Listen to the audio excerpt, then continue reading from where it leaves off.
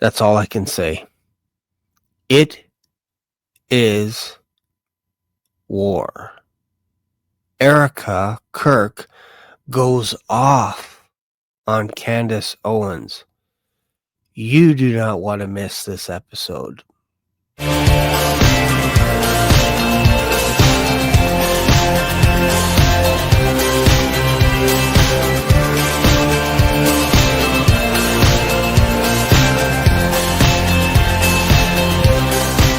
In a dark world, remember to be the light. Welcome to Black Swan Revelations. Here is your host, the Black Swan himself, Shane.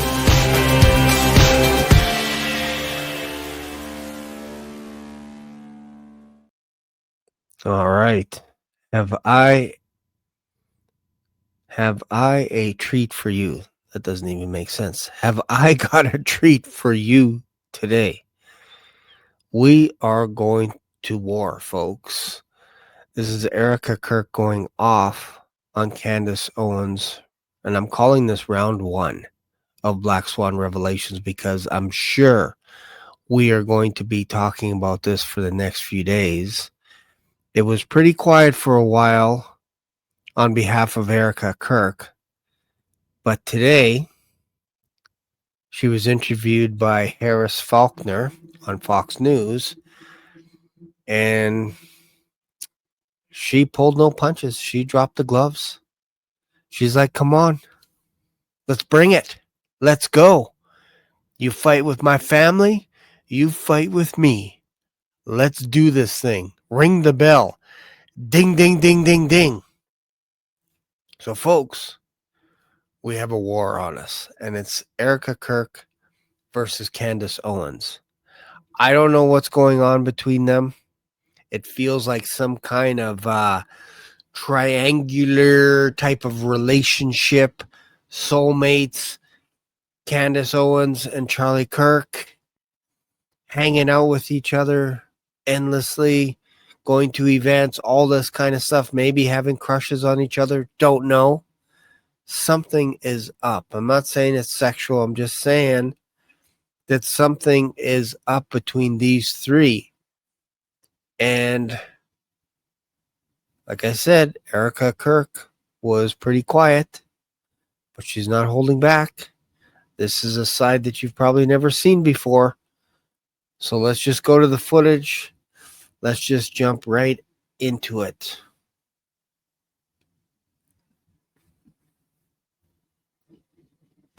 With Erika Kirk sharing her journey with America and the world, we are grateful at Fox to have her here to shine a light on healing as we all miss and mourn the loss of her beloved Charlie Kirk. Not all of her journey has been without, well, hate, conspiracies. Hate. Wow. And oddly, speculation about where her husband is buried. Now, for the first time, Erika, who's with me now, addresses all of it from the perspective. Hate, conspiracy. Look at that face. She is ready to rumble.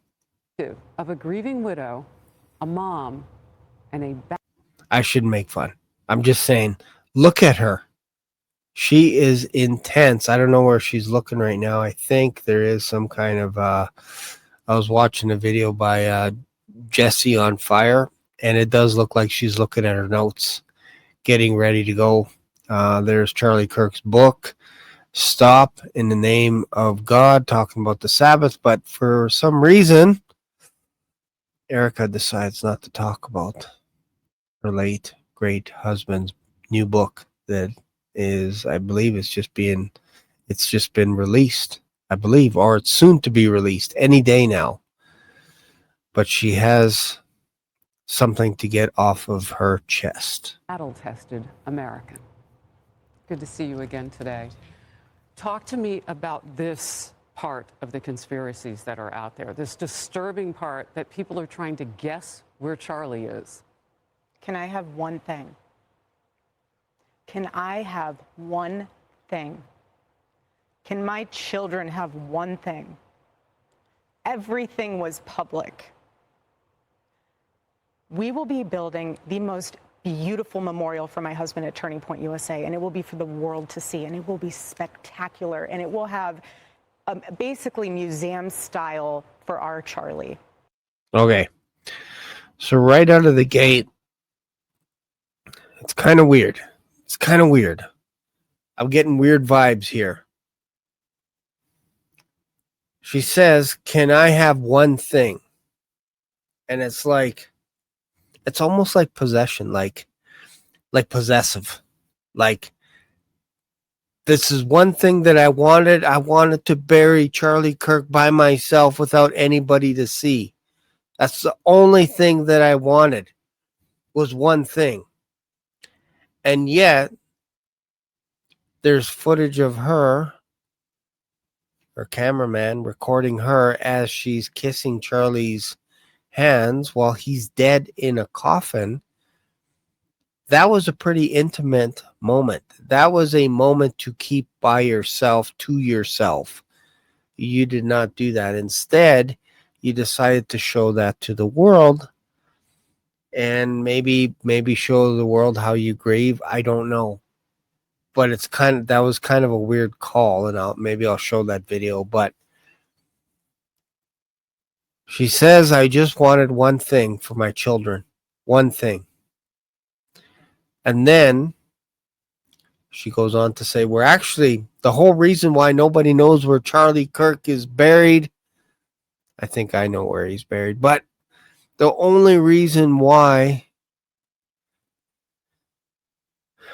we're not telling you where he's buried is because we're building a beautiful memorial. It's going to be magnificent. And you know what I think could happen is, what if they build some kind of augmented reality of Charlie Kirk sitting in front of a stage virtually? Because Erika said that they have footage that nobody's seen that Charlie Kirk has actually recorded. Imagine converting all that stuff digitally. Imagine having a virtual Charlie Kirk that you would go and pay your respects to and ask him questions, do some interactive thing. Like, what do you think about the Sabbath? Or what do you think about the Bible? Or different things? What do you think about Israel? And then he would respond almost like he's alive, almost like he came back from a mortal head wound. It's kind of weird, right? It's kind of weird. I'm not saying Charlie Kirk is the Antichrist, but there's some weird stuff going on, because I think it was like a week later, they played a virtual video of what would Charlie Kirk say after he's dead to the congregation. And he goes on to say, "I'm okay. I'm in a better place. Keep fighting," and all this kind of stuff. It was weird. I got weird vibes from watching that video. But let's get back to this interview.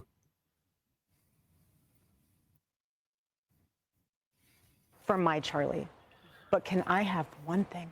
Can my babies have one thing where we hold it sacred, where my husband is laid to rest, where I don't have to be worried about some secular revolutionary coming and destroying my husband's grave while my daughter is sitting there praying? One thing. This is my husband. Yes, he was Charlie Kirk to the world, and I know so many people love my husband, and I am grateful for that. But this is my husband, and I want to be able to have one thing left that is sacred to our family, to my in-laws, to my babies, and to my parents. One thing. Wow. It's interesting that she said he is my husband. Well, I understand that. I get it. I never questioned that he was not your husband. So it's a weird thing to say, "This is my husband." This is something you do after you get divorced from a person, and then you show up at a party with your new significant other, and you go to get some eggnog, and you see your spouse talking with the ex, and you walk over there, you grab the eggnog away from her, and you say, "This is my husband." This is my one party that I wanted to go to. This is my thing. And you're here. Again, I'm getting these strange vibes from Candace Owens and Charlie Kirk, almost like they're soulmates in some way, on some level. Not saying sexual, but in some level where, because they hung around so much, you do get a bit of an affection for each other. Like, you do get attracted to each other. You do engage in probably deep and meaningful conversations, even though you're friends.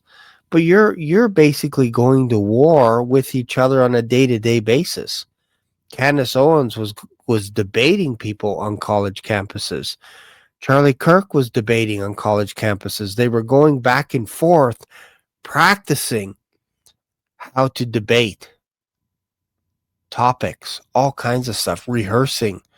What if this person says this? How would you say that? All this kind of stuff, late at night, laughing, playing rap music, dancing, coming up with dance moves with each other, all kinds of stuff, fun stuff that I haven't seen Charlie Kirk do with Erika. I haven't seen any footage. Now, if you've seen footage of Charlie Kirk and Erika dancing, let me know in the comments. And again, this is just a little friendly reminder to make sure and subscribe to this channel. Make sure and subscribe. Make sure and share this video to other people and like it. That helps this video to go out to more people. But I'm getting some kind of a triangular relationship thing going on. This is almost like they have some kind of a vendetta against each other that is so under the radar, but it's starting to pour out now. Think about it. Candace Owens didn't go to the funeral. That's weird. It's weird. So I think you can see the point that if there is some kind of a soul tie to Charlie Kirk from Candace Owens, that when he gets murdered right in front of your eyes, even though she wasn't there, but she heard about it, that would be devastating. We have no idea how these people react. Everybody reacts in a different way. Candace Owens is a fighter. And apparently so is Erika. So let's continue here. Let's continue. What are they taking from you right now? Nothing. But I will tell you what they are doing. It reminds me so much of chapter 6 in the book of Nehemiah. He is building a wall, and the townspeople are at the base of that hill saying, Nehemiah, calling him all these names, saying all these things, come on down. Every single time he had the same message 4 times in a row. I cannot come down. I am busy building. That is how I feel. I do not have time to address the noise. My silence does not mean that I am complacent. My silence does not mean that somehow Turning Point USA and all of the handpicked staff that loved my husband and my husband loved them is somehow in on it. We are busy building. And you know what I thought? I thought these people are human. Saying a lot there. Now, she's kind of in my wheelhouse when she talks about the Old Testament. Nehemiah was building a wall, sent by Artaxerxes, gave him permission to build the wall, to assess the situation, provided for him everything. And Nehemiah ran across a group of people that did not want him to rebuild the walls of Jerusalem. And I think some of them were Moabites, and they were not. They're from the area of Samaria, all this stuff. They were non-Jews, as far as I understood. And they actually approached Artaxerxes and said, with a letter, these people are rebellious. Like, if they rebuild the walls, they're going to have a king and all this kind of stuff, and they're not going to pay tribute and blah, blah, blah. And Artaxerxes demanded a record check and found some of the rolls from King Cyrus, and found out that Cyrus had allowed some of the vessels to go back to the temple so that Ezra could rebuild the temple. They were funded as well, all kinds of stuff. So this is the context of Nehemiah when he was trying to build. They basically, all the Jews had a sword in one hand and a hammer in the other hand, and they were repairing the walls. So it wasn't their own people attacking, it was someone else from the outside. So if you're using this story, you would be saying that Candace Owens is from the outside when she basically helped build Turning Point. So it's a little bit different. It's a little bit different of a context here. But she said they're busy building. So she's extracting this story to fit her own situation. And I think sometimes, like it's not, I don't think we should use scripture to back up our point, kind of thing, to say that this fits with my story right here, this scripture verse, from the perspective of this. Maybe I can convince people, because this is just like what's happening to Nehemiah. Nehemiah was being threatened with his life from people that didn't want the Jews to rebuild. It's a totally different game. Candace Owens is not wanting TPUSA not to be built. At least I don't think on the surface. It's an interesting thought. But she's been on record saying, look, Erika, you're not fit to be the CEO because you're mourning. Put someone else in your place in the CEO position until you're ready. Just make it temporary until you're ready. Then you can learn the ropes and all that. But day one, she was in his chair right away. No mourning. We're building. And it's interesting. I think in the first week or so, first 2-3 months anyway, they raised over $140 million. So you want to talk about making money. They made a ton of money from donors coming in because of Charlie Kirk's death. There's no other way to look at it. Charlie Kirk dies, company makes more money. Now, when it comes to social media, that's a different thing. So let's go back to the video. We're all grieving in our own way, and they are trying to find the answer to something that happened that was so evil. They are Why don't I so play hard, the video for you guys? And they are trying to find the answer. We are busy building. And you know what I thought? I thought these people are human. We are all grieving in our own way, and they are trying to find the answer to something that happened that was so evil. They are trying so hard, and I get that. We're doing the same. Anytime we hear a lead or anytime we hear anything. So she gets it. She understands what the people are doing, that they're trying to figure out who killed Charlie Kirk, meaning people like Candace Owens, because as far as I know, she's the only one that's doing a deep dive on this. Everyone else, including myself, is reacting to the things that Candace Owens is saying. Everyone else is reacting to what Erika is saying. But Candace Owens is doing her homework, doing her due diligence, using her sources, using the tips that are coming in every single day, whether good or bad. She's using all that. She's doing the homework, and we're reacting to everything. So we're basically reactors. So she says, I get it. They're human. They're trying to figure out any lead that comes in. I give it to the authorities. I get it. We send it to the authorities. Please dig into this. No rock will be unturned. I want justice for my husband, for myself, for my family, more than anyone else out there. So for me, I think that's the point that Candace is saying. Show me. Like, great.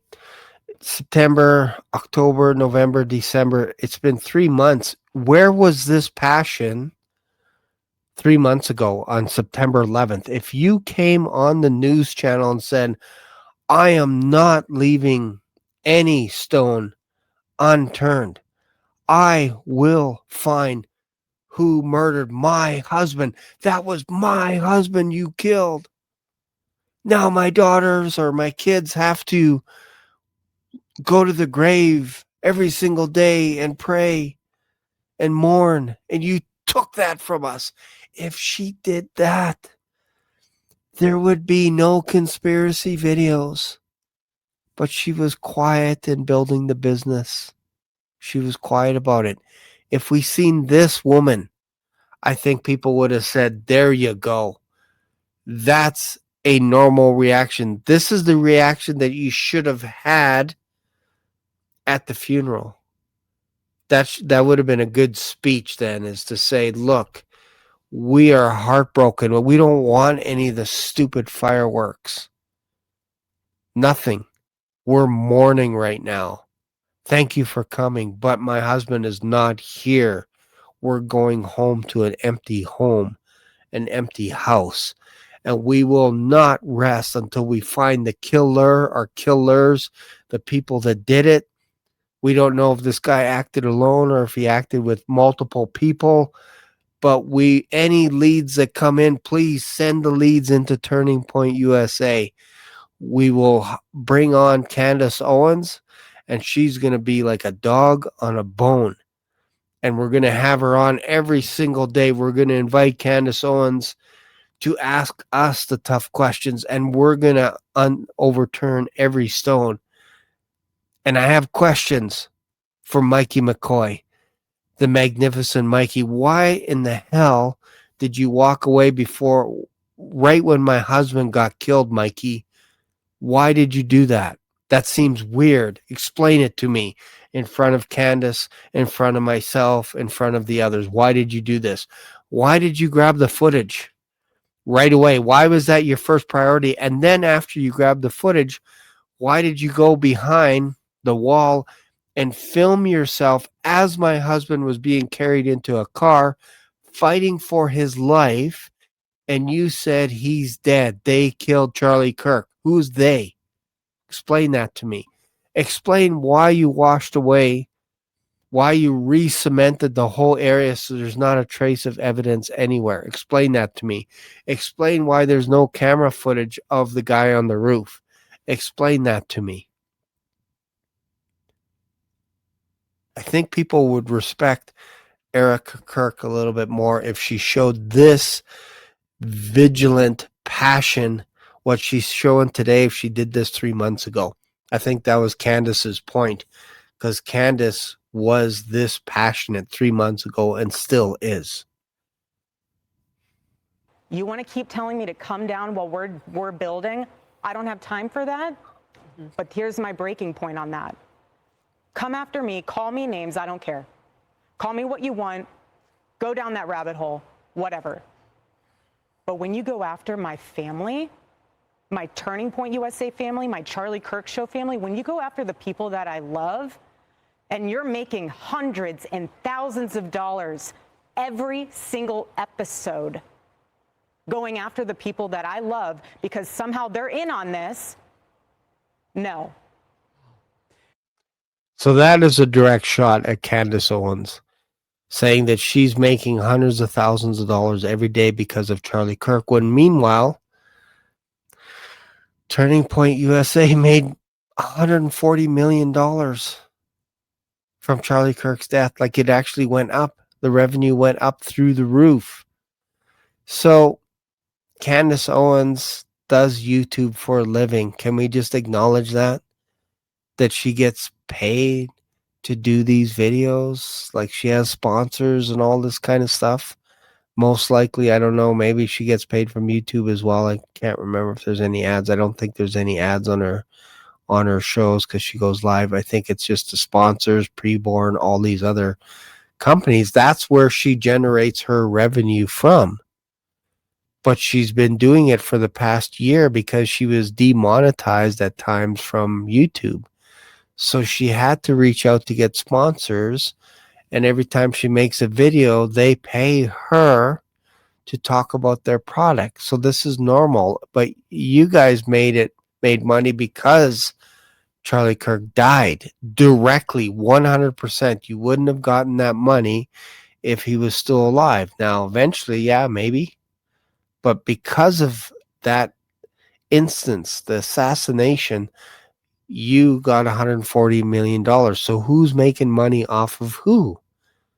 That's a fair question. Let's continue. You know, I have to say it. I've never seen you like this. No, this is righteous anger because this is not okay. It's not healthy. This is a mind virus. Yes, I believe in our judicial system. Here's where I think she got caught a little bit reading the notes, but which is fine. She wants to stay on point. And what did she say here? This is a mind virus. A mind virus. That's an interesting play on words. That this is a mind virus, almost like, Candace, why are you doing this stuff? Why are you trying to figure out who murdered my husband? It's my husband. Leave me alone. Yes, I believe in our judicial system. I do. We have a hell of a team working on this. Excuse my French. She keeps saying that too. We have a hell of a team, excuse my French, working on this. She keeps saying that. Like when anybody asks her the question, do you think they actually got the killer and do you think he worked alone and all this stuff? The only answer she would say is, we have a great team. It's a weird answer. It's a yes or no question, but you answered it kind of weird. But this is not okay. So you want to put these people back in the box where they've been creeping from? I don't care what box you're in. That's kind of leading the witness, Your Honor. You can't say that. Like, that's not something Erika said. You said it, unless she missed her spot. But Harris is like, so what you're saying is you want to put these people back in their box. Or another way to say it is you want to put these people back in their place. But just know that your words are very powerful and we are human. My team are not machines and they're not robots. They are human. Not like Charlie, because someone said that Charlie was like a Superman. He got shot in the throat and the bullet hit his spine. And man, he is like the Man of Steel. Amazing. But we're not. We're not machines. Charlie's a machine, but we're not. We have more death threats on our team and our side than I have ever seen. I have kidnapping threats. You name it, we have it. And my poor team is exhausted. And every time they bring this back up, what are we supposed to do? Relive that trauma all over again? Well, yeah, it's kind of a sad thing being a media celebrity. Charlie Kirk was executed in front of a live audience, in front of a live crowd.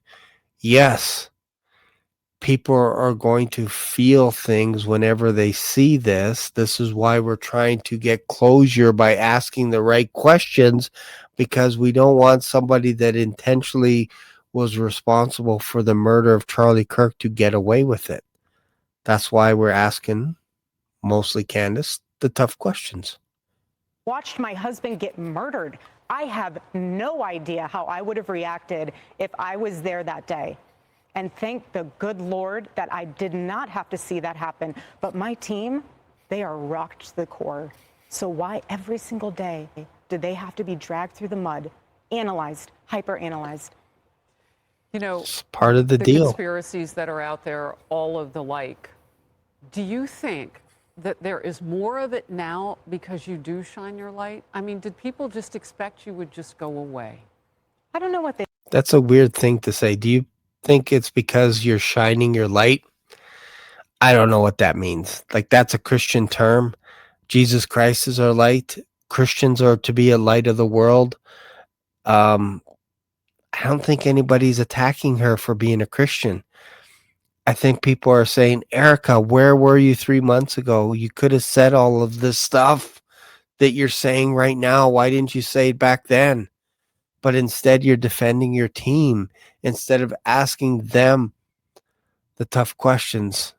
Like, think about it. Jesus Christ was betrayed by Judas, one of his closest friends. And I believe there's a verse in Psalms where it's Jesus writing this, saying, if it were an enemy, I can handle it a little bit more. I could understand. But it was a friend. That tells you he had a friendship with Judas. And Judas betrayed Jesus. with a kiss. And the people sometimes closest to you betray you the hardest. It hurts the most. It doesn't hurt you as much from an enemy because you're expecting them to hurt you. It hurts more from a friend. Expected.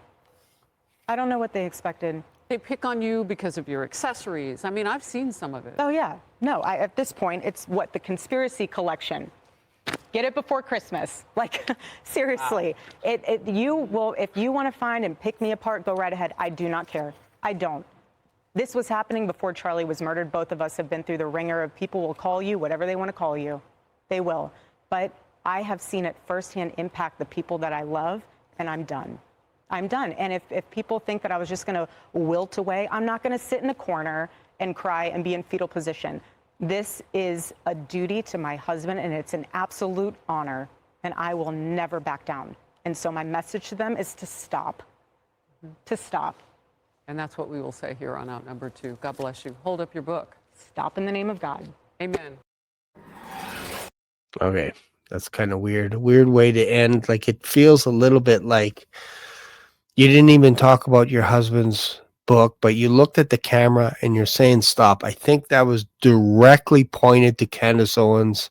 Stop talking about my husband. He's my husband. Give me this one thing. Stop talking about him. That's it for today's show. What do you guys think? Do you think it's a little bit suspect the way she's acting right now? Do you think this is a war of words? Do you think there's going to be more coming down the pipes? Like, I picture right now Candace Owens is rolling up her sleeves, and tomorrow is going to be both barrels blasting. It's going to be ugly, folks.